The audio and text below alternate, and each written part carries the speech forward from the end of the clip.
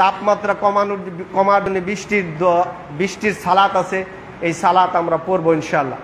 যারা সুদ খান তারা মাঠে আসবেন না, যারা সালাত 5 ওয়াক্ত পড়েন না তারাও মাঠে আসবেন না, যারা জুলম করেন মানুষের উপরে তারাও আসবেন না, এবং যারা মিথ্যা কথা বলে মিথ্যা সাক্ষী দেন তারাও মাঠে আসবেন না, কারণ এদের দোয়া আল্লাহ কবুল করবে না। এরা একেবারে প্রাথমিক পর্যায়ে জাহান্নামে চলে যাবে।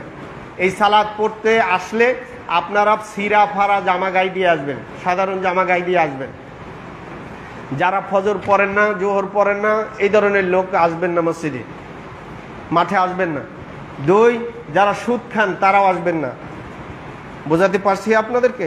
যারা সুদ খান তারা মাঠে আসবেন না, যারা সালাত 5 ওয়াক্ত পড়েন না তারাও মাঠে আসবেন না, যারা জুলম করেন মানুষের উপরে তারাও আসবেন না, এবং যারা মিথ্যা কথা বলে মিথ্যা সাক্ষী দেন তারাও মাঠে আসবেন না, কারণ এদের দোয়া আল্লাহ কবুল করবে না। এরা একেবারে প্রাথমিক পর্যায়ে জাহান্নামে চলে যাবে। আল্লাহ রসুল সাল্লাল্লাহু আলাইহি সাল্লামের কাছে সাহাবায়ে কেরাম বলছে, আল্লাহ নবী, এত অবস্থা খারাপ যে গাছপালা মরে যাচ্ছে, পশু পাখি মরে যাচ্ছে, বৃষ্টি হচ্ছে না, আপনি দোয়া করেন।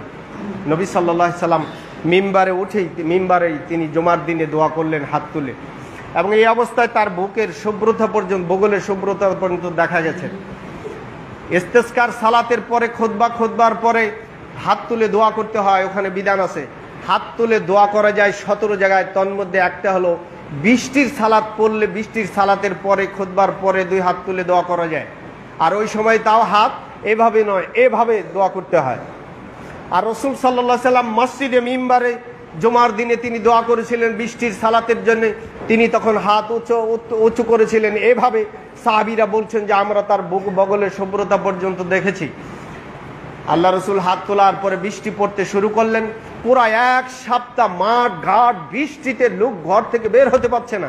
এসে বললেন, আল্লাহর নবী এমন দোয়া করলেন আর এমন বৃষ্টি শুরু হলো, আপনি দোয়া করেন যাতে আল্লাহ বৃষ্টি বন্ধ করে দেয়।